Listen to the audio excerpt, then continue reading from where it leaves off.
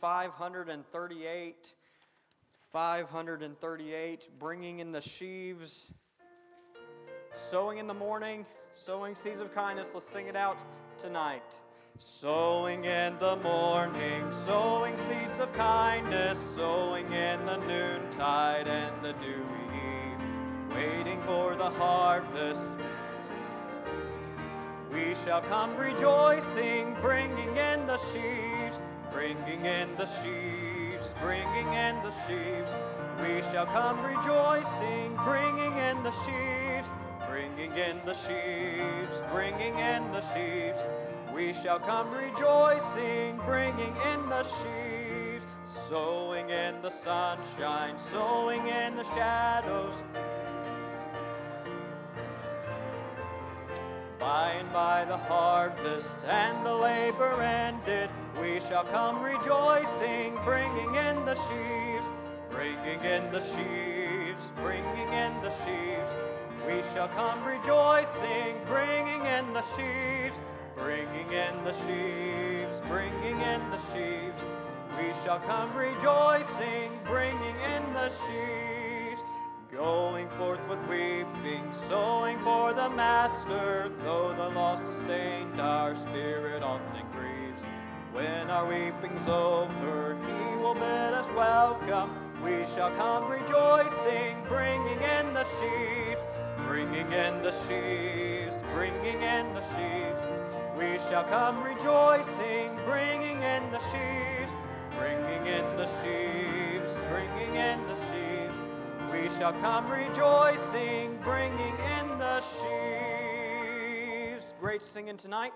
You may be seated. At this time, we'll have a missionary letter read by Brother Von Coffey.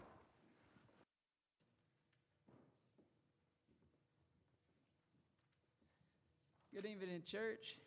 So tonight's missionary letter comes from the Hayline family and missionaries to Kenya, South Sudan.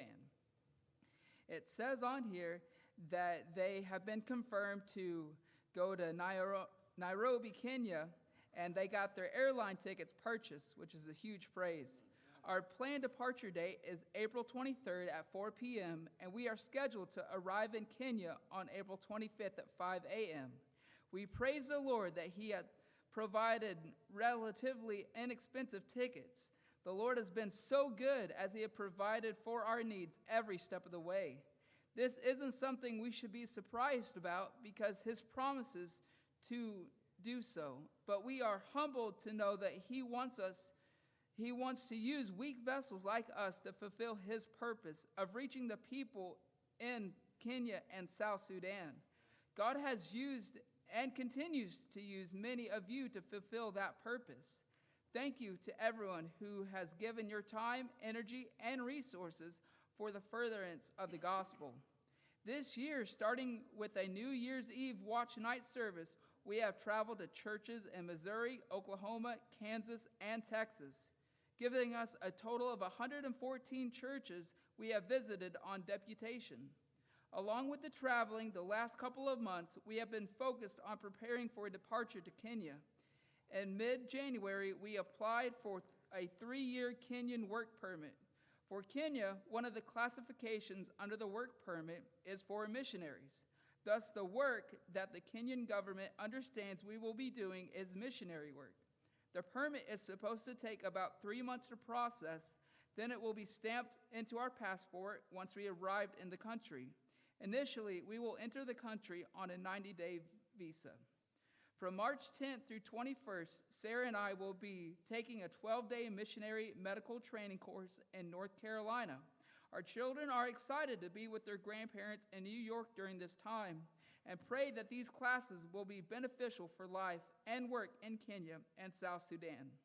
Please continue to pray for Isabel's full recovery, wisdom as we prepare to move to Kenya on April 23rd, and the approval of the work permit.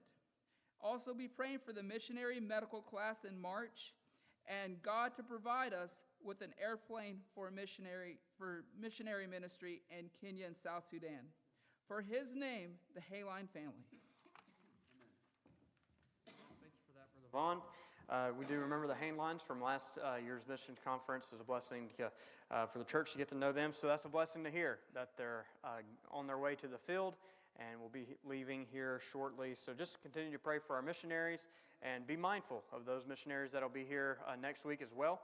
We will have missions booklets, and Brother Rick probably caught you with that. If you did not get one, you can catch him after the service. But be praying for the missionaries that'll be here next week. So we can go ahead and grab our prayer list. If you did not get one, Brother Tom will get you one if you raise your hand. If you did not get one, you got Miss Lindy over there, Brother Tom. So we'll go ahead and just add a couple of things. I'll highlight a few things, and then we'll take some updates. Like I mentioned, the missions conference, be in prayer for that, and that the Lord would do a work in our hearts, and that we could be an encouragement and blessing to the missionaries that come in.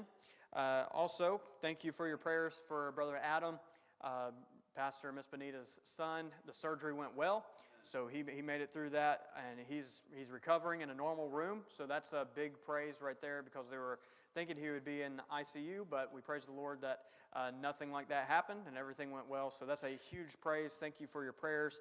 And Pastor did want to thank you all for praying, and that everything's going well with that. Just that continue to pray that the next surgery would be just as good and as successful, that Brother Adam could be back to his church and pastoring.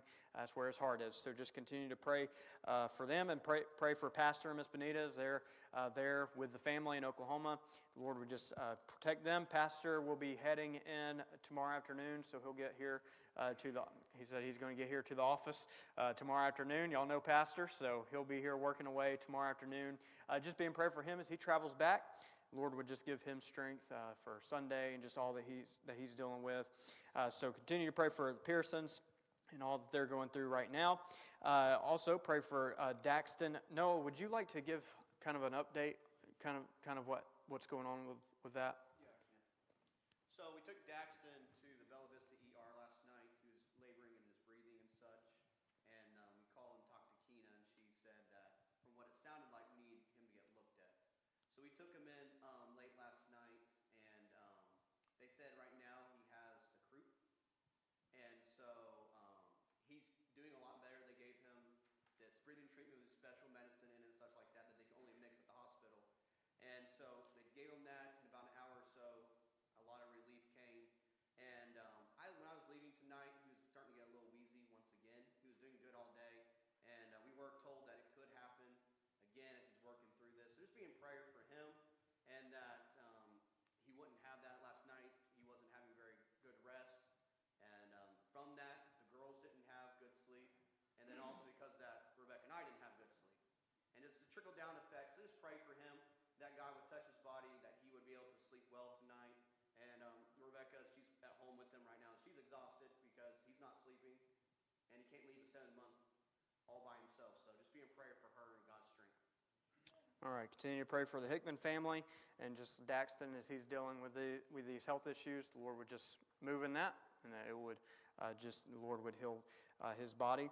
And continue to pray for John Noah. This is Miss Heather's dad.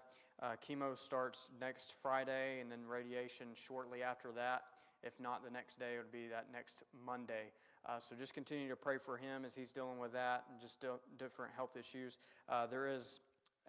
It has not spread any more than what it is, so that's a praise. We praise the Lord for that. But just pray that the Lord would just continue to move in his body, and that everything would go well with that. So there, Grandpa Jim, he is in the hospital with an infection in his leg, also dealing with some blood pressure issues and heart rate issues. So just pray for the doctors that they'd have wisdom in dealing with that and diagnosing that, and that he would get better as well. And pray for those that are traveling and our missions conference next week. Once again, anything need to be added or updated tonight, Miss Debbie? My grandson Dylan, he's 16, he's the one with autism. He has the severe skin stuff going on. He's now got an infection on his face from it.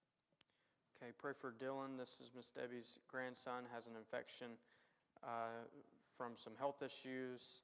just pray that the Lord would just heal his body and that he would get better from that. Brother Marty?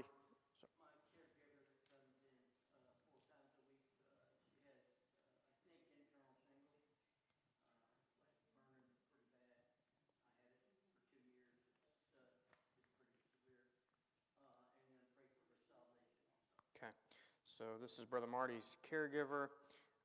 What's her name, Brother Marty? Lisa. Lisa. This is Brother Marty's caregiver, dealing with some shingles, and also pray for her salvation. Miss Keena? I have 2 besides for a call. Chloe, who's on here, is almost at the end of this urgent health center. She's actually in the hospital right now, truly about to have her baby any minute now. Okay. And then a girl that works with me, who we prayed for at the end of last year, who lost her baby, lost the baby that she was 9 weeks pregnant. All right. Pray for that miscarriage there, and also Chloe, as she is in the hospital right now. Could have the baby anytime, so just pray for them during this time and strength there. Anything else? Miss Dora? Yes, most of you have met your brother. She would like for you to pray for her daughter Joanna? Joanna and Howard. Okay. And she has a friend that's very ill,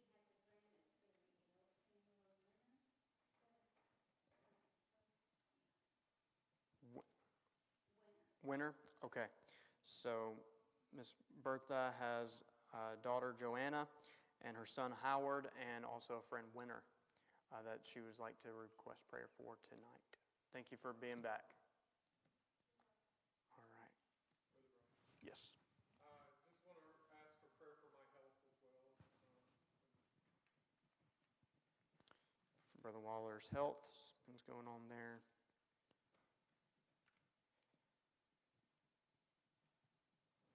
All right. Anything else? All right. We'll go ahead and take some time tonight. Go ahead and pray in our family groups, and I'll come up and dismiss us.